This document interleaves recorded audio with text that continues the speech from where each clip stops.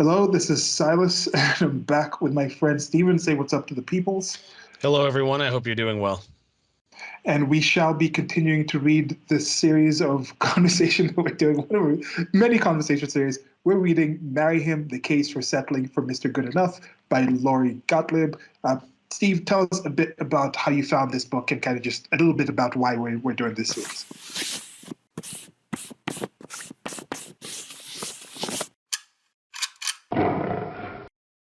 And we shall be continuing to read this series of conversation that we're doing, many conversation series. We're reading Marry Him, The Case for Settling for Mr. Good Enough by Lori Gottlieb. Steve, tell us a bit about how you found this book and kind of just a little bit about why we're doing this series. Sure. So this book is basically, it's a what's the word? It's sort of a personal odyssey. It's like personal. Yeah. I would say it's a personal odyssey, but it's also a well-researched book. A woman, Lori Gottlieb, she's a journalist. She basically dated around for a number of years, never found the right man, ended up having a child through in vitro fertilization. Now, she regrets not having a father for her child. She wishes she had gotten with certain men that she had dated. So basically, she wrote a book talking about this, but in the process of writing the book, she also interviewed marriage experts, matchmakers, dating coaches, et cetera, et cetera. So it's a combination of her own personal journey, but it's also she's looking at experts to see, okay, what are things that I did wrong and what's advice that women should have going forward. Now, the book, again, is geared towards women. I find it useful in general. I think there's a lot of good advice that can apply to men as well. I first learned about this book because she was a guest on that show, The Roommates, and I liked a lot of the things that she was saying. So I thought, okay, why not give her the book a shot and see if there's anything worthwhile. Yeah, and as Stephen has said, this is something that it's focused towards women. I think primarily women living in big urban areas who are in their 20s, around there, at least 20s to above, 20s to like 40s area, who want to have an actual marriage. I think primarily the marriage sort of thing for monogamous marriage, pair bonding in that way, in a big part to have children. Now, this isn't the only way you can have children. This isn't the only way people should have relationships. Just be honest with yourself, honest with the people out there. And I think even today, the chapter that we're talking about is about the way you present yourself, just knowing yourself and putting that out there and realizing that when you do that, the other people who are attracted to you should also know themselves and what are they being attracted to when they're coming into that relationship. We'll get to that when we get into the actual chapter today. But that's the key thing that's here. Like, it's for a certain group of people. And I think most people, there is a reason we're here. Like, we've been here. There's a reason marriage, this kind of pair bonding type of thing, happens in similar ways across the many diverse cultures and places that human beings exist. Even in the animal kingdom, outside of human beings, there's some kind of agreements of some kind of thing. It might be torment. What's that term of monogamy, where it's like serial monogamy, where it's like you have several monogamous relationships one after the other, like you're monogamous for some time and then you stop and then you have another monogamous. So there's different kind of ways to even do monogamy itself.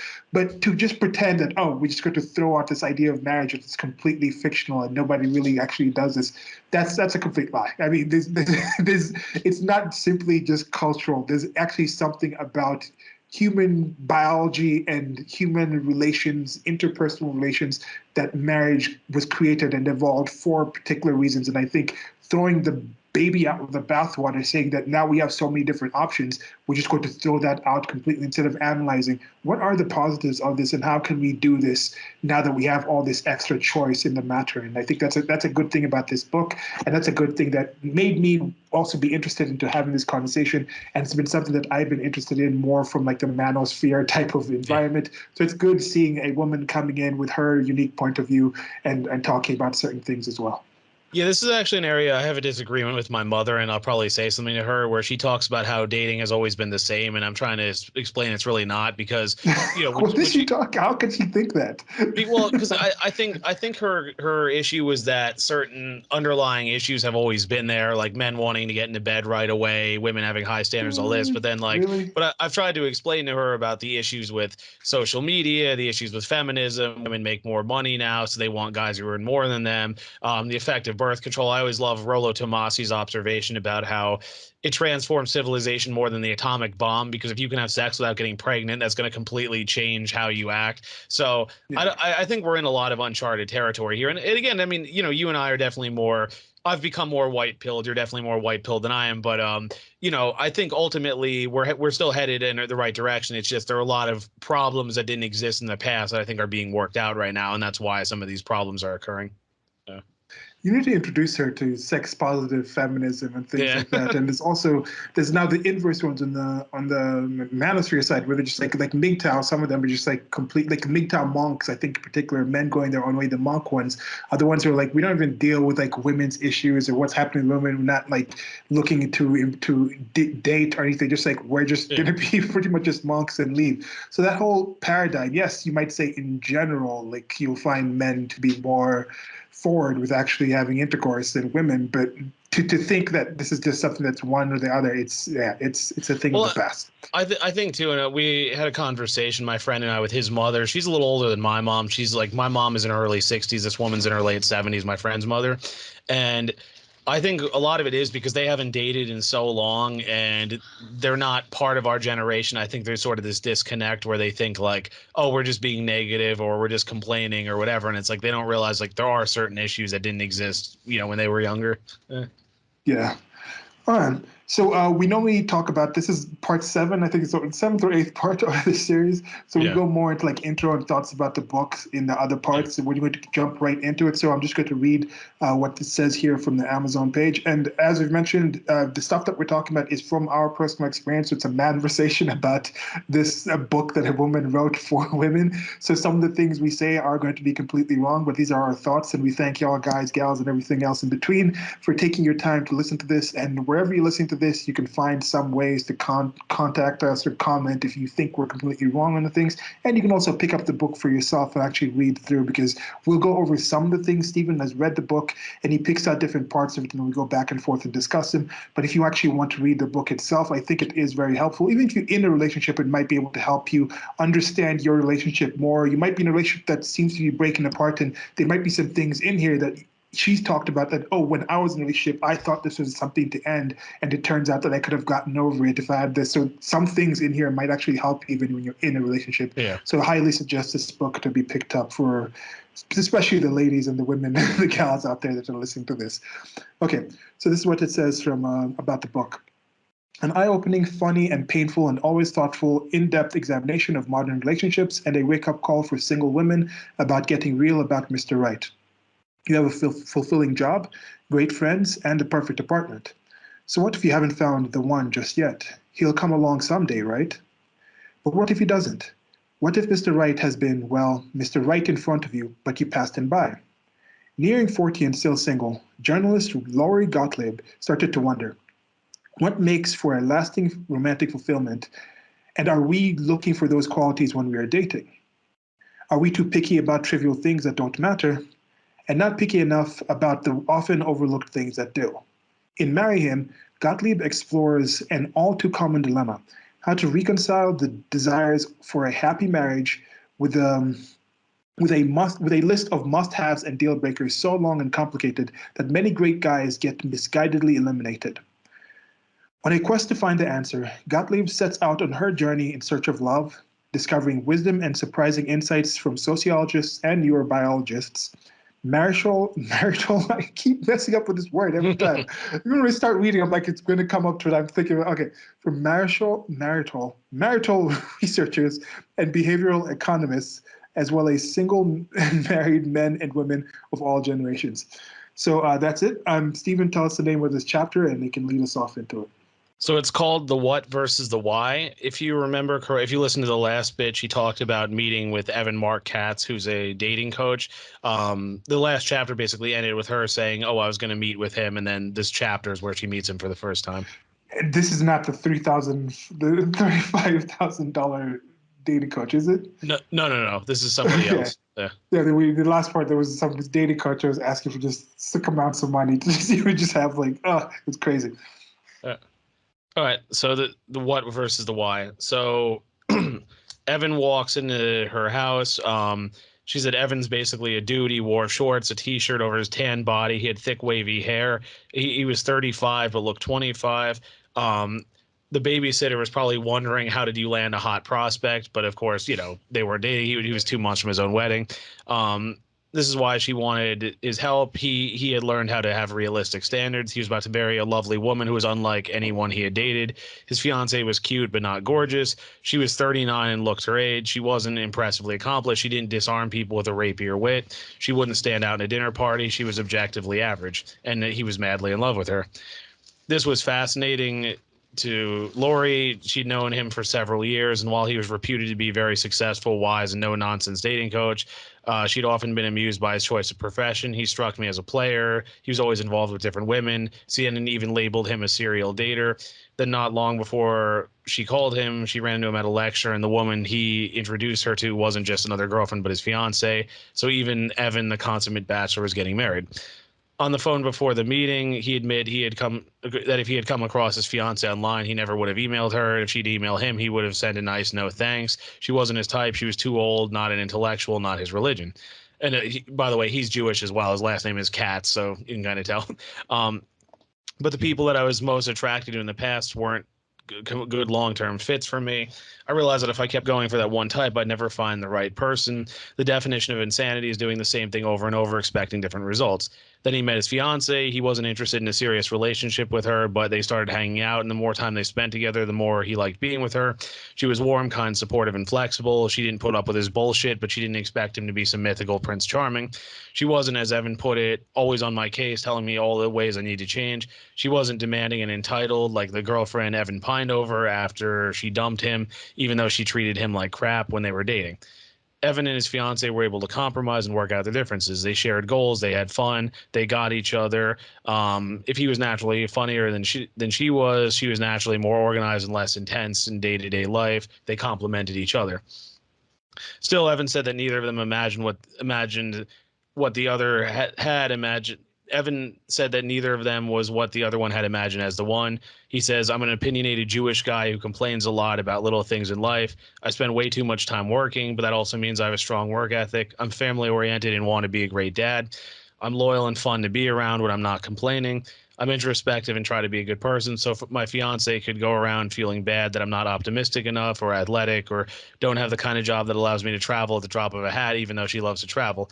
Her ideal might have been a tall, less neurotic Catholic guy, but we both realized that our ideals weren't actually what make us happy. So Lori tells Evan that she was trying not to get tripped up by ideals, but she didn't know what to compromise on. Physical appearance, sense of humor, sense of aesthetics, all of the above. How would she know if she's being too picky? So he says, you have to do the percentages. I just got off the phone with a client. She asked the same question. This woman is 35. She said she's willing to compromise. But the more we talked, the more it seemed like she had a fixed idea in her head of the man that she wants to be with. She has to be with a guy who's over 6 feet tall. She's 5'5". So I told her about 15% of men are over 6 feet tall and 80% of women want them. Most of that 80% won't compromise. Do the math. How can 80% of women get 15% of men? He asked me to try to do it myself. Write down the characteristics you're looking for and calculate the percentages of men out there who meet the criteria. We did it together on the phone. We multiplied the numbers. Men who are smart enough, sophisticated enough, funny enough, family oriented, successful, kind enough, attractive enough, have hair, physically fit, are single, kid friendly, emotionally available in my age group and live in Los Angeles. And it came to about 5% of the male population. Now, to be clear, I'm not entirely sure how they calculated these numbers, but it's an interesting exercise. Then we did another calculation. If 5% meets my requirements, what are the odds that I meet theirs? How many of those men are looking for a 41-year-old? My viable dating pool dwindled to about 1%. Oh, and I want someone who shares my religion. According to Evan, Jewish guys are about 2% of the American population and 6% of the population in Los Angeles. I'd have to factor that into the 1% of men who could meet my matches. The final calculation, 0.1%. Wow, was I that picky? Were other women? Apparently. Evan said some women he's worked with have even more specific criteria that bring the numbers down. Things like, I'm a huge dog person and the man I'm with has to feel the same way about animals. Frankly said, if someone puts up with your obsession, you're lucky. Evan believes it's one thing for a partner to accept your interests. It's another to ask them to feel the way you do about them. And the more requirements you have, the lower the percentages go. No wonder it seemed like there were no men out there. According to my criteria, there weren't. So these percentages may not have been scientifically precise, but they made sense. Given that I wanted someone who wasn't just smart but well read, who wasn't just cute but had to have hair, who wasn't just age appropriate but had to look no older than 42. One in 10,000 men who would date me seemed about right. It's going to be very hard unless you stretch your criteria a bit. The more you stretch, the more guys you'll let through your filter. But what if I have a filter for a reason? I ask. You can't just date anyone. Maybe your filter's too narrow. How many guys have you been out with on a date recently? I didn't have to answer. I knew he was right. It's not that there's only one guy in 10,000 for me. It's that I was overlooking guys who make those percentages higher. So in the 5 weeks left before Evan's wedding, he was going to help me learn to broaden my filter. We agreed to meet Mondays at noon. But first, did I have any dates lined up? If he was going to coach me, we need to find some men. I told him about Wendy, the matchmaker, and how she hadn't found me a new prospect. No problem. Evan smiled. He was going to take me into the trenches of online dating. Okay. Thoughts and comments? Wendy's the 3,500. No, was Wendy the 3,500 person, or was she the person she went to after the 3,500? She was the person she went to after. Yeah. Okay. Yeah. With the requirements, it's something we've discussed before in this series. I'll repeat it again now because some of y'all might be jumping on here. My general thing is it's good to have standards. Everybody should have standards. Definitely also weigh out what sorts of standards are there. Like, oh, you should love dogs. I think it's something like love dogs. It's one of those standards where it's like, okay, if love dogs is a thing, take it down to something like doesn't hate dogs. So I think that's good enough because it's like, okay, as this person clearly said, doesn't have to love as much. But regardless, there's going to be certain things where it's like, okay, this person, if they want to have kids, is okay with peaceful parenting and doesn't want to hit kids. Now, something like that, corporal punishment when they have kids, something like that is not something like I really like peaceful parenting, and then I can take somebody who just isn't against peaceful parenting but would be okay with violating it. Something like that is more of, I think, an actual thing where you can say, okay, it's this or not or nothing else. Then if you have something like I really like Italian food, that's something that even if the person doesn't like Italian food, that can be something that's in the situation where you're like, okay, that's something I can throw away. So I think you have those different categories of something. Certain things can be taken where you can just get to something where somebody's not against that thing that you like, and that's a check. Some of the things you can just completely just let it go because even if you go get Italian food someday and the person doesn't like it, maybe they get whatever on the menu is the least Italian, or one day you go to Italian food, the next day you go to a place that they like. Something like that can work with it. Then something like with a peaceful parenting thing, that one is, I think, is a deal breaker where if somebody's not on board with that, like supportive of that, you can't just be apathetic to something like that. It's more of like an active participatory type of thing. So you have those different categories and thought, okay, let's say you break it down to 5. 2 of those are those breakout things where it's like, okay, these are things that I have to have, and there's not much actually wiggle room on it. One of them is kind of just in there where you can say, okay, at least I'd like just some tacit support, or at least not antagonistic to this. And then 2 of them that I kind of like throw in and then out where you can like switch on and things like this, switch on and off. Now, if you have those 5 things, you can build up from that. You can have more and whichever. But I think if you have those categories, 2 must-haves, one that's support or not, then 2 others that can be thrown away. Allow your partner, your prospective partner or partners, to have those 5, to at least have 5 things as well in similar categories. It doesn't have to be the same things as you do, but if you have a deal breaker that you say, okay, this person is a deal breaker on this one, and then they have a deal breaker, don't be pissed off with them for not wanting to date you because you don't fit their deal breaker. If you have 2 deal breakers that they happen to fit, but you've already accepted that a deal breaker is something worth having. If you value standards, value other people that have standards, hold some kind of principle in that, and I think that already just improves your chances of just being with anyone in any sorts of relationships. I'm single right now. Steven is happily in a relationship right now.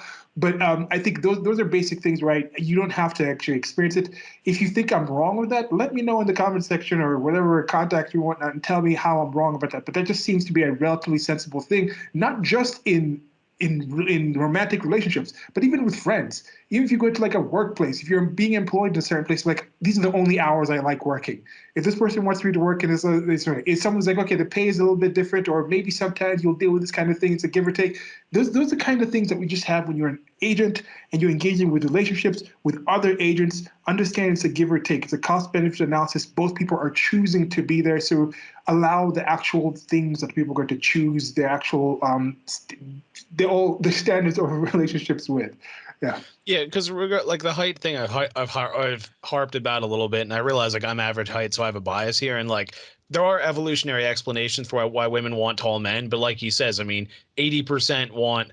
He says 15%. I've even heard 12 to 14% of men are that tall. I mean, again, I don't know who they're measuring. Like maybe, you know, people south of the border come up and they're shorter on average. Maybe that brings it down. I don't know. But like, Yeah. but you get my point. It's like all those women cannot all have those men. And then you also have to ask, if the goal is marriage, children, a long-term relationship, like how is height going to affect it? Like my mom loves tall men and my dad is 6'1", but like, okay, if my dad were 2 inches shorter, would the relationship fail? Like it doesn't really make much sense, and like from a practical standpoint. Yeah. And you see, saying, okay, I like tall men, that's something, but the tall men can also switch to taller than me. And once Yeah. you switch to that, that already changes the thing around. And yeah, I think they said like about 92% or something of marriages or people who are married, the woman is shorter than the man. And this is also just now just simple biology just happens to be more like the average height of women is just there's shorter women than there are shorter men. I think the shortest person alive in the world is a man, also the tallest man. But this is again with the bell curves, the distribution type of things. You're going to have a lot more variation in the XY aspect that's more varied, yet with just the human biology, evolutionary biology with it, where like the women are more central to just the reproduction of the actual race. So you're going to have a little, it's going to select for more stable sort of biology in the various different cultures and races and ethnicities that we have. So you're going to see a more of a mean of the women is going to be closer together because there's a certain type that's been selected for it to be more viable to reproduce in this place than the other ones. And then now with the women, I think they have more choice in which kind of men actually are able to actually reproduce and things like that. So they'll start selecting for higher expressions of certain desirable genes in certain areas. And you'll see those men kind of going higher and higher and higher. Like certain places where the men could get taller, though that urge to have taller men continue to select for taller and taller men. That's why in certain areas you'll have taller. So this is just it's just a basic type of thing if you actually just understand this basic biology. I'm by far not an expert in any of these things, but it just seems sensible to me. And also remember the point that always comes up too about historically women shared men. Like Charlemagne was very tall, but he had all these Yeah. wives and mistresses. Same thing with Genghis Khan, same thing with sultans, Chinese emperors, like it goes on and on. So yeah, all these women reproduced with a taller guy, but they were all sharing him. He wasn't loyal exclusively to that woman. And then a lot of men Yeah. didn't so it's like, you know, it's not like, okay, in the past every woman got with a Prince Charming. It just didn't happen. You know? No. And this is something that I do see in the future. There is an aspect where you can argue that monogamy might help to have a more stable society because you have the chances for more men to have relationships with desirable partners to the men. But in societies where you didn't have this strong urge for monogamy, more women, the amount of women that reproduced didn't really change that much compared to like the post-monogamy societies because they would still get, in fact, more women. Maybe you could maybe argue that a higher percentage of women would be getting their desired mate. They just wouldn't have exclusive rights to that desired mate, but they would be getting more like to their just basic urges and genes, their desirability. But then some of the things that change and people prefer to have that. Having an 8 all to yourself is better than having a 10 some of the time. So that's kind of the thing that I think for most people, most sensible people, I think would appreciate an 8, exclusive rights to an 8 in whatever they consider to be like 1 to 10 versus partial rights to a 10. I think that's how it is on most things in life, not just relationships. I Yeah. don't know, but maybe some of y'all would prefer something else. Now, Right. with the height, one thing I'm a religious, so I think that's one of the things to me. It's like kind of a go. Like I really cannot imagine myself actually being with somebody who truly believes that they believe in supernatural and other religion, theology. So, but I don't understand when someone is like, I want someone who used to be Catholic or Jewish. Like, what? There's some things that might practice wise, maybe the wedding, but then I don't really understand how that's a shortcut for it. Like, because there's so many denominations and so many ways of practicing. It seems to just be more of a thing people say because what is the actual meaning? And I think when it comes down to it, one of the things it might come down to is like when you have kids, if it's like something, let's say someone's like a Baptist and someone's a Lutheran, they're both Christian, so like they can just say, okay, we'll just send them to like a non-denominational Christian. But now if you're like Jewish and then it's like Catholic, okay, that's completely two different magisteria of of of deities and things like that. So that might be different. So, but I don't really understand how that's, especially in more urban areas. It just seems to be with all these diverse ways of being spiritual or believing or practicing, that just having that in a thing doesn't necessarily seem to select too well for something. I don't know. What's your experience or thoughts on that? Well, like I said, I mean, because for me, I was raised Catholic and my mother's pretty religious. So, like, I guess my dad, I don't know what conversations they had, but it seems like dad basically deferred to her. But then he is a Congregationalist, but he didn't go to church much, and he started going again later in life. So he had kind of a lukewarm view of it. Like, he went to Sunday school and stuff as a kid, but I guess it wasn't. They weren't really like, my grandparents were not religious people at all, and he himself wasn't religious growing up. Um, I think he went back to it because he liked that style of mass. He agreed with a lot of what they said, I guess. They have a bit more of a progressive bent, let's say. So I guess it kind of fits him. I mean, I think the Congregationalism is interesting because it's about discussing the readings and how they apply to life rather than just being lectured to. But on my mother's side, it's more about tradition. But he basically just deferred to her because I guess she was more passionate about it, and he thought like, okay, let her handle that. I'll as long as like they're Catholicism, it's not, I mean, obviously it's a different denomination, but it's not so foreign that, okay, I wouldn't mind my wife raising my children Catholic because it's like, at least the values are like pretty close. Yeah. Mm-hmm. Yeah, no, maybe that's probably, that could be part of it. Could be the extended family. If you're close to your family, and if you don't believe that much, maybe your parents believe, and you want that, you value the approval of your parents, or maybe you've been growing up in church, you're still in that community, so maybe other people in the community that might be supportive of your relationship would have, some of them might have a stronger faith. So maybe I can see where there could be some importance for that. But yeah, if y'all listen to this and you've met somebody who's from outside and maybe that worked, or maybe it didn't work for some reason, let us know how that actually affected it. Let me see, what else did I have in here? Just with the different age. So with Evan, did he want kids? Like, or does that come up later? Maybe it's gonna come up I later. think he did, but I gotta remember. I mean, it may come up later. I forget because Yeah, his because fiance is 39, so that's definitely yeah, that's question mark on that one. But yeah, okay. So next part for you. All right, so this is called the less is more effect. So Lori's saying she's never good at online dating. She either rule out guys based on criterion or try to be open minded, only to realize she couldn't get excited about guys once she started a conversation. So she kept searching for qualities she'd always looked for, but never ended up finding the person. A few weeks ago, before she called Evan, she had spoken to Dan Ariely, a behavioral economist at MIT. He had written a book called Predictably Irrational: The Hidden Forces That Shape Our Decisions. She told him about the situation. He said he had heard it all before. In fact, he had studied it. He says, the idea that people know what they want is quite ludicrous, he said off the bat. Not only are we confused about what we want in the moment, but we fail to take into account that our desires change throughout time as we deal with life circumstances like illness, financial issues, or children. If we don't know what we want, he said, dating can be hard, but online dating is even harder. After all, internet profiles make what you're looking for seem objective based on data in the profile, when actual connection is extremely subjective. It's the illusion of objectivity that dooms us. The less you know about a potential mate before you meet, the better. He said it leaves room for the fantasy to build. When online daters meet in person, they have so much prior information that there's little room for discovery. And once you see a flaw in the other person, the fantasy is ruined. So instead of giving the person a chance, you go home and log onto the computer to find someone else who looks good on paper. She told Ariely that when she'd done online dating, she always wanted to get a lot of information up front so she didn't waste her time. In fact, she wouldn't respond to profiles if they didn't have enough information. Was it wrong? Ariely said yes. Knowing too much about a person sight unseen makes it harder to become interested in them. In one study, he said online daters were given traits of a potential partner like the ones you'd find on an online dating site. When participants were given a higher number of traits, they perceived the person to be less similar to them than if they were given a smaller number of traits. The more traits you have knowledge of, the more information that gives you to rule someone out. He calls it the less is more effect. If you describe yourself in more ambiguous terms in your profile, you'll be more likable. If you write, I like music, and I'm reading your profile, I immediately assume that you like the kind of music I like. But if you tell me specific music you like, we might have different interests, and that's less attractive to me. Okay, then okay, that's the end of that section. The next section is called Online Jugglers. Did you have any thoughts or comment before I resume? Yeah, I have to think a bit about this with the more information, because like again, this is, but I'm also single, so one of that, you're single, of course you would, but there's some basics, like as I mentioned, for me one of the basics is that whole being a religious, and I'm currently in Nairobi, Kenya.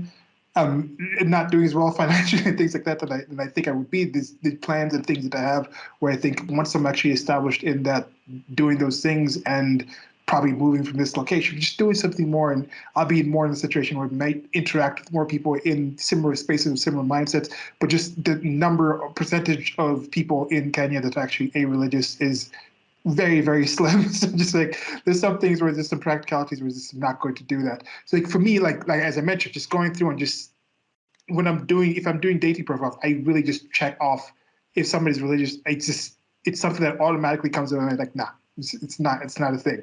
And there might be some way to get over that. I don't quite know yet. But when it comes to more information, I don't know. But I think I'm for more information about the person. But this is something that might come up later. I think there's also the bad thing about being online is this coaching and curating where someone is like, present yourself in this way, but is that really who you are? To me, this is my situation when it comes to friendships, when it comes to just basic relationships, people that I know, if I'm dealing with a business, whatnot, whatever it is, if you're giving me more information about reality, if this is something that's happened to you, if this is something that you think, if this is something that's in your product, if this is something in the background, as long as it is a fact about reality, I will not hold it against you that you told me that. So if it's more information about things that they actually have, I think I can get over it. But I do understand I have a weird mind, so that might be something that let me know out there if y'all have been on profiles. Do you prefer profiles a lot of information or without? I don't know what you were on dating profiles for some time. How was Christine's profile? How was your profile?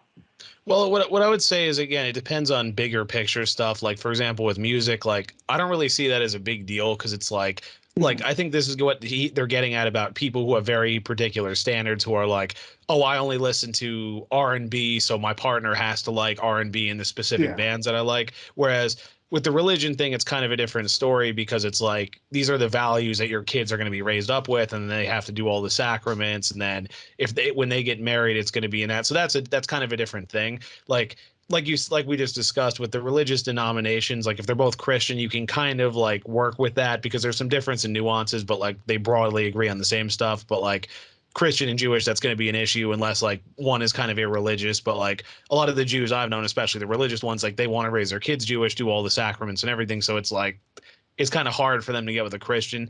But like regarding the music thing, I mean, even with my parents, I mean, my parents are what? How many years apart? They're like 6 years apart in age. So you figure that does actually affect their music choices a bit because you figure my dad was in high school and my mom was in elementary school. And it's like because the music changes year by year, like there's a little bit of a divergence. But I mean, they do like some of the same stuff and they don't like some of the other stuff, but it's like who cares? I mean, it's like you can listen to your own music on your own time. I can listen to Yeah. my own like why is that You really a don't have deal like breaker? one sound system in the house that has to play like music all the time for everyone to listen to. Yeah.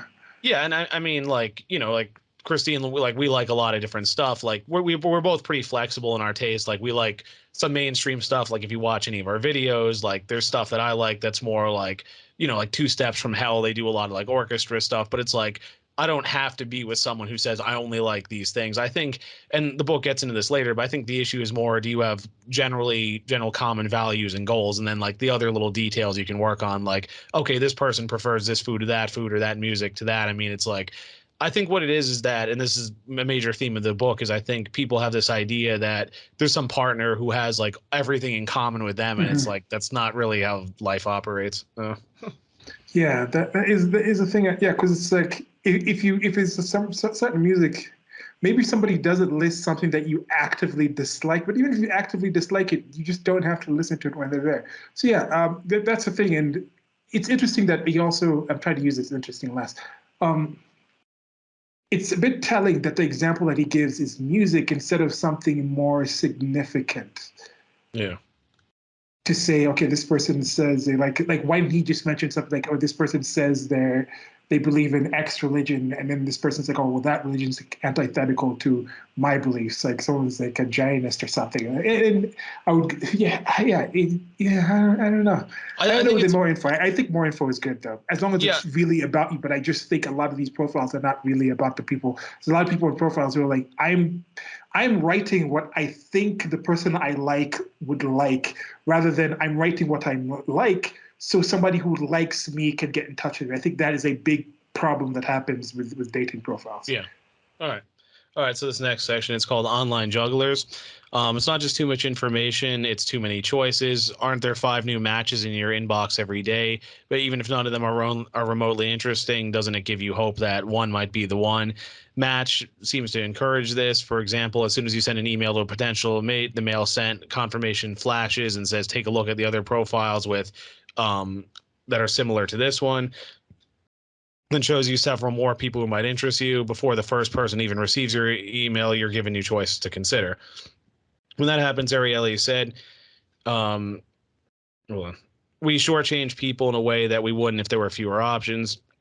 In one study, he and his colleague got data from online dating site and looked at the people who were labeled quote unquote jugglers. These are people who had 15 or more communications at once. The jugglers were writing very bad quality emails to each other. If you had to write 20 emails, how good could they be? So they could probably seem less interesting to the people they emailed because of these rushed bad quality emails.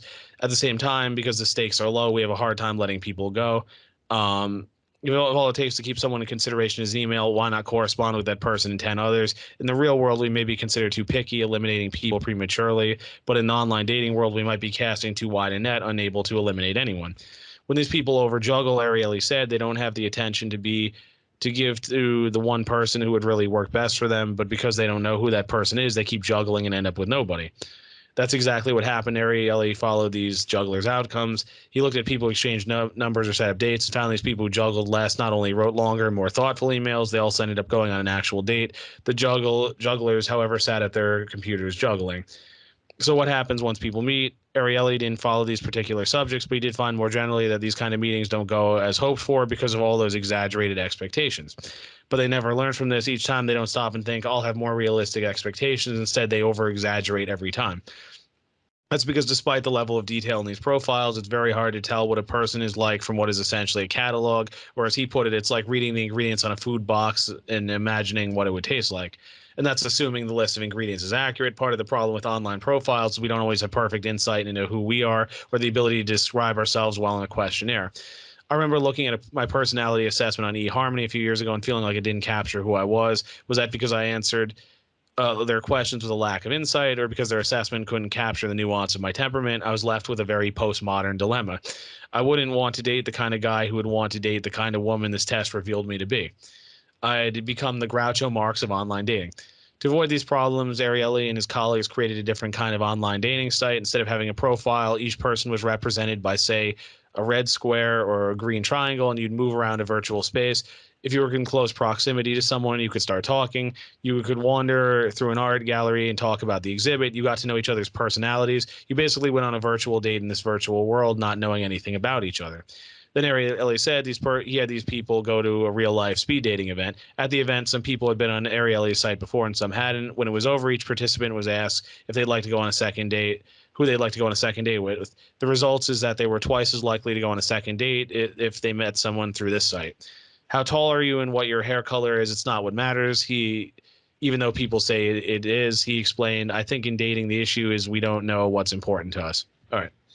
That's the end of that. Okay. Then thoughts and comments? Yeah, he mentioned some things that I had mentioned before about the profiles. Yeah, there's a whole like where somebody might be putting a show on, but then somebody might also not be able to really show who they are. So that is a good point there.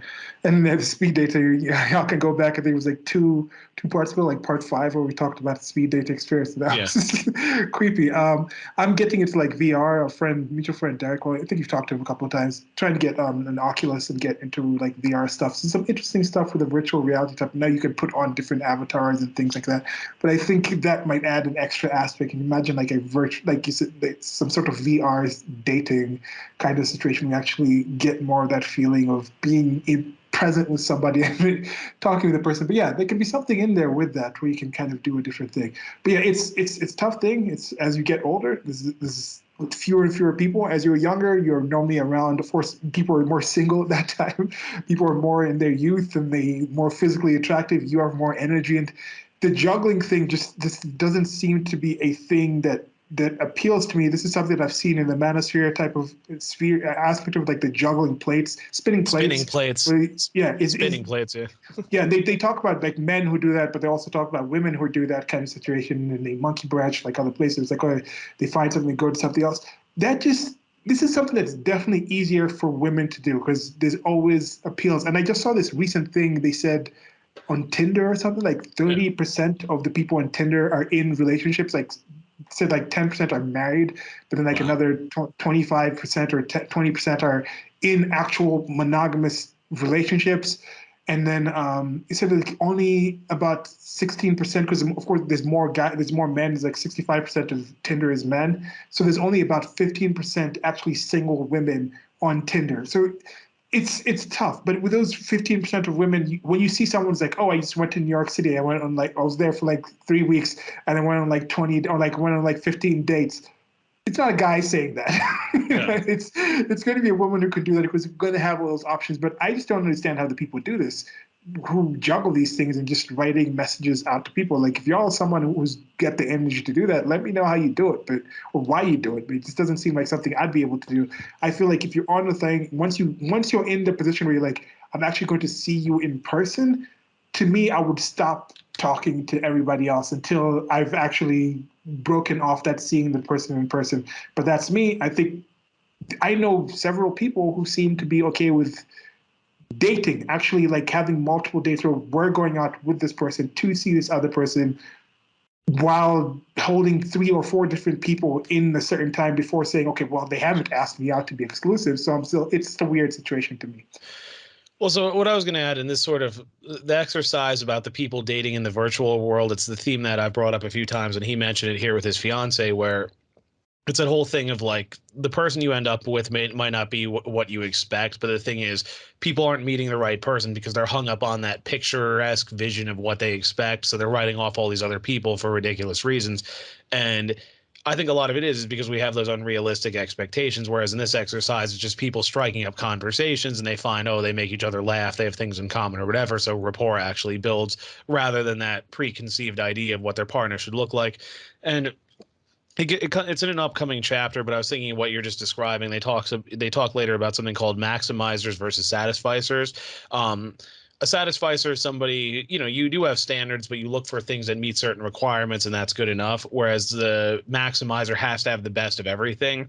And I think with these people who date all these people at once, it's the whole grass is greener on the other side, and it's like I think they're constantly looking for that greener grass, but it's like they end up getting people that are about on par because they're attracting what they are.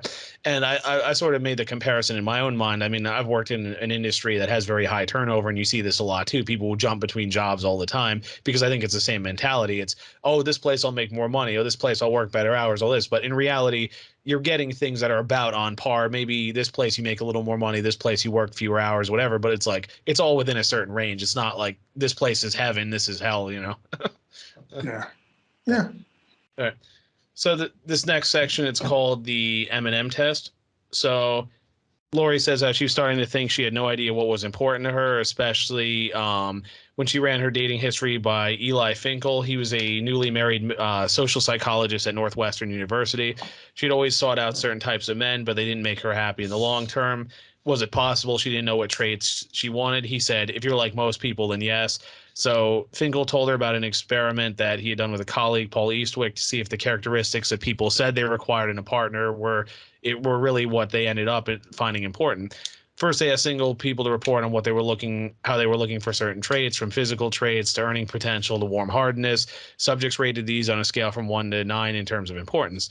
Then they had these people do speed dating after the meetings. They'd rate each person in the room on the characteristics they said they were seeking, and then they'd rate romantic interest in each person. And later, if they went on a date with one of these people, they'd report how much they enjoyed the date. Turns out most people's stated preferences didn't do a good job of predicting who they wanted to go out with or who they had a good time with. According to Finkel, there was a lack of correlation between what people said they wanted on the questionnaire and what they actually picked when they met a real live person. Why is that? How can we be so out of touch with what we want? Finkel explained it using her favorite childhood candy, M&Ms. If you ask people why they like M&Ms, they might tell you it's because of the candy shell. But if you give them another candy with the same shell, they won't like it as much as the M&M. So it's not the shell; it must be something else they like.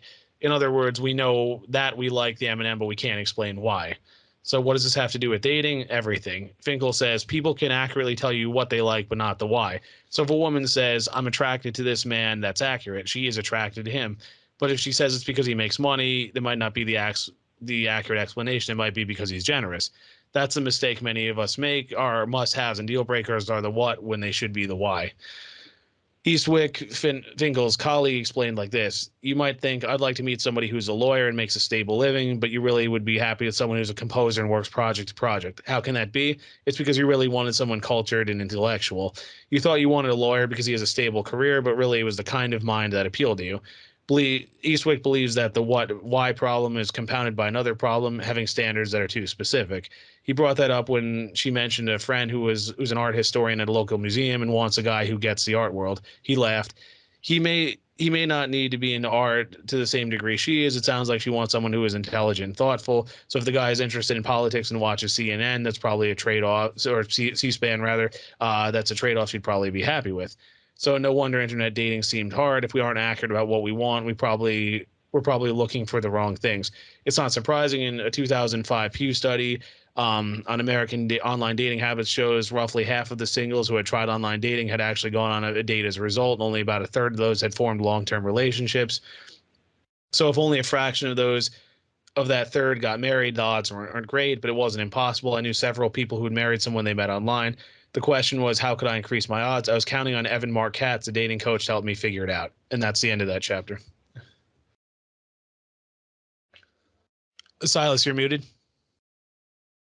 That's a good point there with the what versus the why, because like X is going to present like Y depending on Z environment and things like that. And this is something that we have a separate series, Dishing on Dish, and your artwork and seeing where you just talk about food and the different cuisines from different places. And you see like, okay, like you take Italian cuisine, the different regions will have different sorts of foods and different kind of things being cooked. Then there's certain techniques of cooking certain things that will seem the similar way, but because this area never had access to this ingredient, it was never actually used. But then somebody from a different area can substitute that ingredient in and still create that same dish, but with that new ingredient, but make it in the same way, because there's a what that's in like what is being cooked is different than why it was cooked that way. So I think that is a good thing to think about that, and I think that's something that a lot of us can actually look at the relationships that we're with and actually like, because yes, so this person might have never lived in a place where there was museums. So if you're thinking somebody has to like art, if they've never been to a museum, sometimes you've already formed enough of your preferences and things like this that it might be hard for you in your later age to all of a sudden start developing this appreciation for the arts. But yeah, you can say that same appreciation might go into how they analyze a field like politics, because maybe that's something that they're more exposed to. So yeah, that's a good type of thing.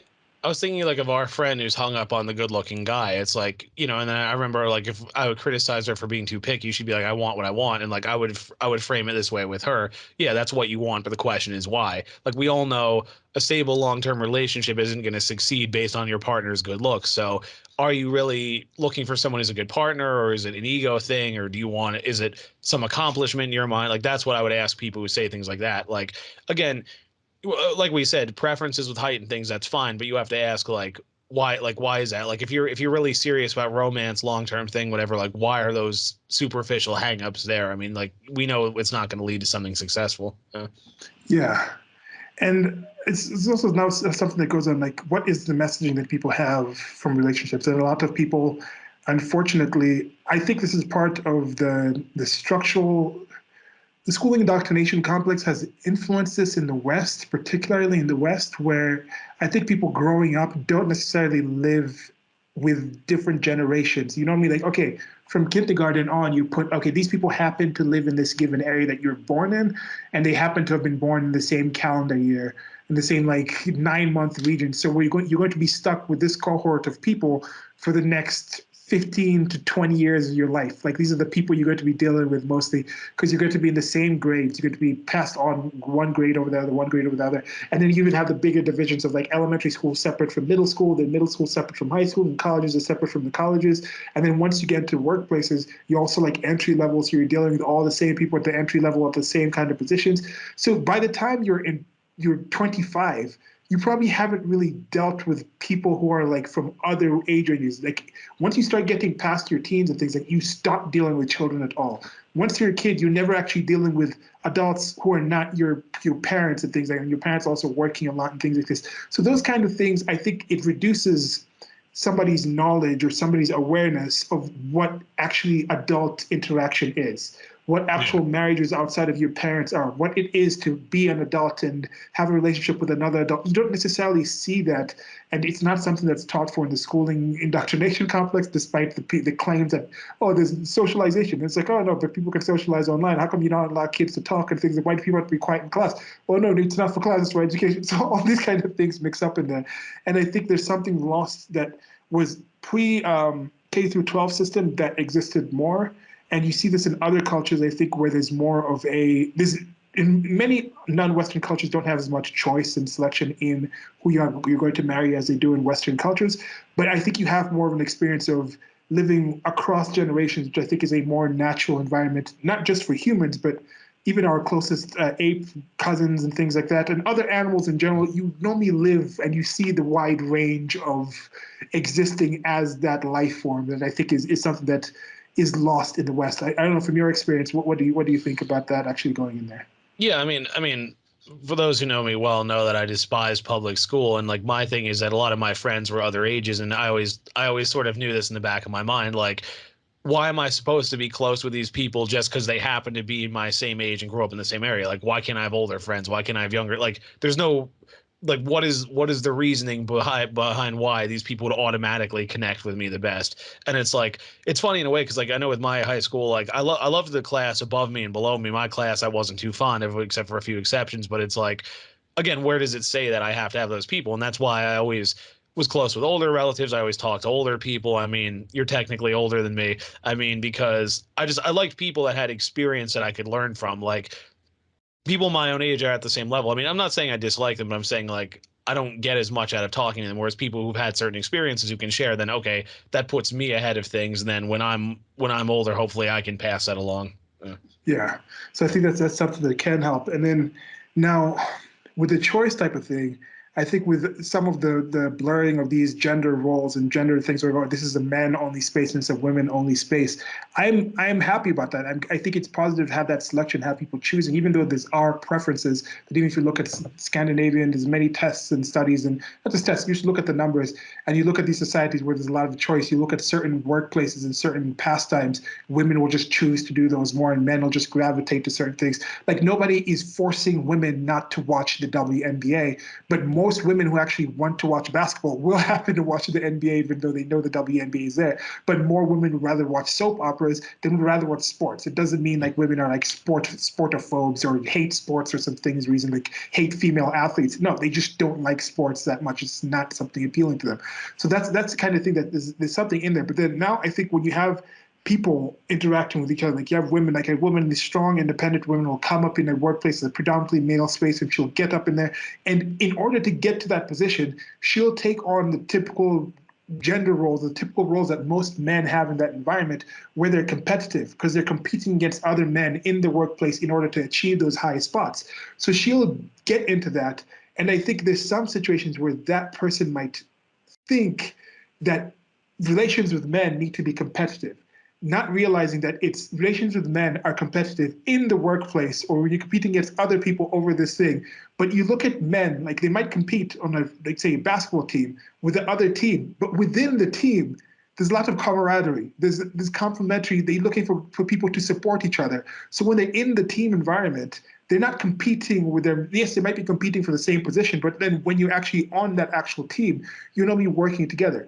So I think there is a mistake that some women make that when they actually have that environment of working with men in a certain environment, they look at that competitive type of nature that they have, and then they think in a personal relationship, in a marriage, I also need to have somebody who I'm competing with. They're so used to interacting with men on that kind of competition aspect when they don't realize that when it comes to a friendship, when it comes to that kind of relationship, it's not something that is healthy to be competitive. It's better to be something where somebody's complimenting you versus being a competitor with you over these kind of things. That's just something that I have in mind with that. Yeah, I was going to add a few points to the things you said. Like, they always talk about when they talk about gender egalitarianism, the Scandinavian countries are the best example of this because they've shown that they have the highest number of women in government. They have paid maternity leave. They've done all these polls. Do you believe women deserve equal rights, etc.? But they still show these massive disparities and more men going into STEM, women going into social science. And I always bring this up to feminist types because I explain like you're saying that, oh, men and women are basically the same except for our reproductive organs. But why is it in this country where women are treated so well, there's still disparities? It's just men and women prefer different things. It's not one is better, one is worse. It's just we evolve to favor different things. And it's like, yes, there are exceptions in both directions, but these general trends hold. The example I just thought of, you're talking about teammate versus competition. I was thinking of Michael Jordan. They always talked about Dennis Rodman and Scottie Pippen, how they were a great team. And that's a good example because each one, I forget which positions they had. I mean, you follow sports more than me, but like Scottie Pippen was a power forward, I think, and like I think he was. I think Jordan was a point guard, right?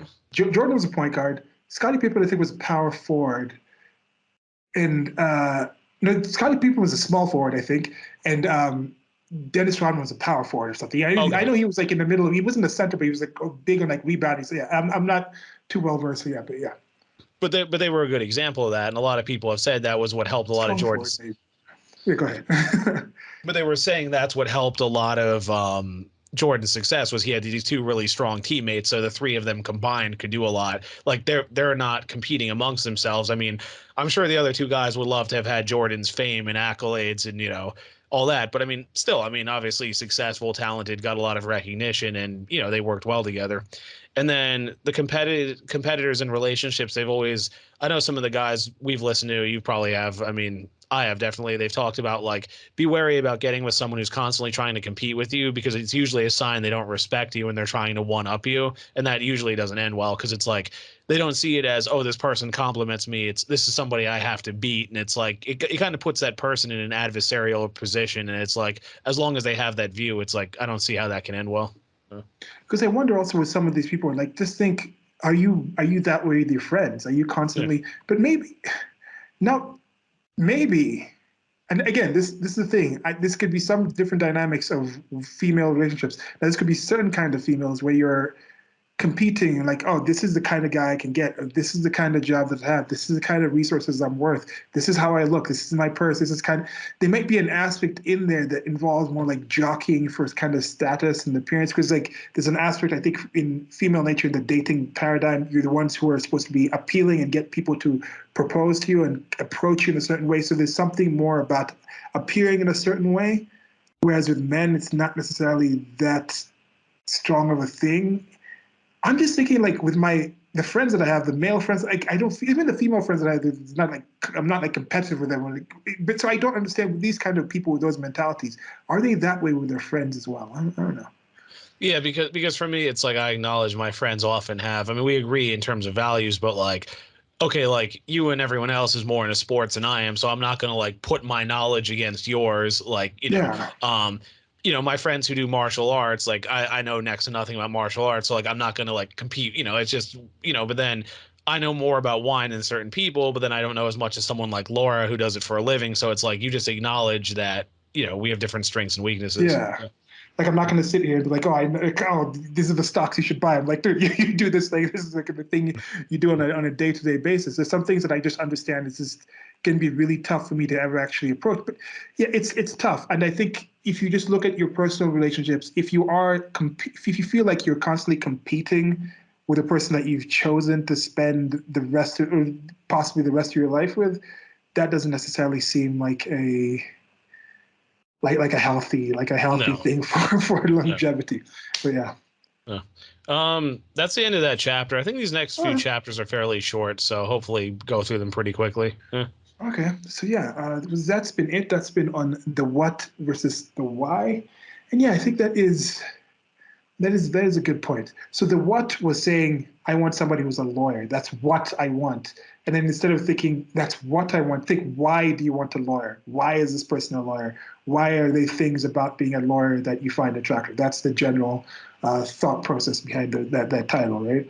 Well, yes, and I also think what's very good in here, that bit about how things change as the relationship, especially marriage, goes on. And that's why it's important to pick well, because the emphasis on, okay, what happens when you have kids? What happens when the kid gets hurt? What happens when the kid misbehaves? What happens when Mhm. you go through financial issues? Like, is this someone who can handle these things? And I mean, you can't predict the future, but if it's somebody who doesn't have their own life together in the here and now, you're not going to expect them to do well with someone else's lives in the future. Yeah, and the kids, we're saying, are part of the key and most important part. I think it's probably the Yeah. most important and valuable thing you can engage on is initiating an entirely new life. Because anything you think you could create personally, you could create a being or several beings that could create multiple of those things, that could create other beings who create, again, exponentially numbers of those things. If you can create 10 things, you can create two beings that can also create they can also create 10 things of themselves. So technically, by creating those two beings, you might have created 20 things versus creating those, or 22 things, because counting those beings. Okay, so I think that's one of the things. But then there's other things as well that happen outside of just children. Like with Lori here, she's still talking about this book. She's had her kid from artificial insemination, but she's still looking for somebody to do it. So there's other things you do when you're actually marrying somebody, when you're actually being with somebody. It's not simply just physically being in the proximity with this person, but what are the things that through thick and through thin, thick and thin, yeah. So when things go wrong, when there's an emergency, when there's an accident, when some friends of yours have a problem, will you be able to help those people? If your parents and things have an issue and you're not there, will your partner be able to jump in? So there's many other things that you got to think of. Yes, you can meet this person in the best sorts of conditions, but try to get to know more significant things about the person that can help you understand what this person would do when things are not going well. And that's another self-knowledge thing. If you know you're not good at dealing with certain things in some certain ways, maybe if you find somebody that might be good at dealing with those things, so when that happens, they might be able to support you in that situation. There's just so many things that I think people ignore or don't think of ahead of time that I'm like, you can ask questions, you can find this information out long before you ever actually sleep with this person. It's just so weird the things people will be like, I'm okay with having this person's P in my V or putting my P in this person's V, but I'm not okay with asking them a basic question about what they think a good way of raising a new life is. Like I just like I don't understand how backwards that people are in certain things. It's just Well, I was thinking too of something Kevin Samuels had said recently to this woman, where he was talking about how a lot of CEOs are family people. Because think about it, where does the management start? With the household. And I was thinking about it, and I remember learning that the word economics comes roughly from the Greek word for household management, and that's where it starts. It's how do you manage the home? It's like, if you can't manage your own house, how are you going to manage a company with millions of employees and all this? So it's like, that's why a lot of these guys marry women who are dutiful wives. They keep a very low profile. They're not showing off their bodies all the time. And then the kids, of course, they make sure the kids go to the best schools, stay out of trouble, all this. But it's like, again, if you can't manage that house, like a few people right here in the here and now, how are you going to manage all these other people? And like, you had to rise through the ranks to even be able to manage all those people. yeah, like home economics used to be a thing in the schooling indoctrination complex, and that's been left out. Now they're talking about like the money's being spent on that, it's being spent on things like the Gay Student Alliance and other kind of things like that. Like it's a weird situation. It's not too weird when you understand the structure and the system, the people who are running these systems and things like that, and how they stand to benefit from the resulting humans, the resulting adults that come out from the system. It benefits the current power structure in certain ways. Is it pro human flourishing in general? No, but it's also not so against human flourishing that the system has crashed down completely. So I think we are in a position where we're transitioning away from that as people just get more knowledge and realize there's actually more options of doing things. Because the current system that we're working on, both in just general societal basis, schooling indoctrination obviously is something that a lot of us go through. A lot of us have our first relationships with that, so we have different ideas and interactions with that system. But even the dating process itself, with the information age, ability to travel, the different connections between the generations, so many different cultures and ways of doing things coming by. It used to be a thing where you grow up in a certain area, you meet about 100 people, you think you're only going to live in this general area, so you kind of think, with my limited abilities, I can do X, Y, Z in this area. So I'm going to have to do this. And the people who are potentially going to date you look at this same area and they say, in this area, I'd like to live this kind of life. So I need to find somebody who does X, Y, Z. And you find somebody and you're content with that. You're comfortable with that. Now it's like, I can be okay here, but then I can go to these 300 other places and do these different things in those different other places and be all this. So I definitely do completely understand the people who in that mentality. That's been part of my struggle, part of my limitations. And maybe I was wrong. So I kept thinking, okay, eventually I'll get to a better place. I'll be in a better place. I still have that mentality in my mind, but I'm actually putting plans towards doing that, where you're passing on these things. And I don't know. So it's tough. We're not saying this stuff is easy, but that's why I'm glad to have Lori Gottlieb writing books like this. A lot of sources online talking about these things. And of course, Stephen, thanks a lot for actually reading the book and coming out and spending time with me in these conversations and talking about these things. Of course. Yeah, it's fun. Right. Okay, so guys, gals, and everybody else in between, that's it for this time. There's a lot of other content you can find on this series and other things that we're talking about. But till next time, goodbye. Goodbye.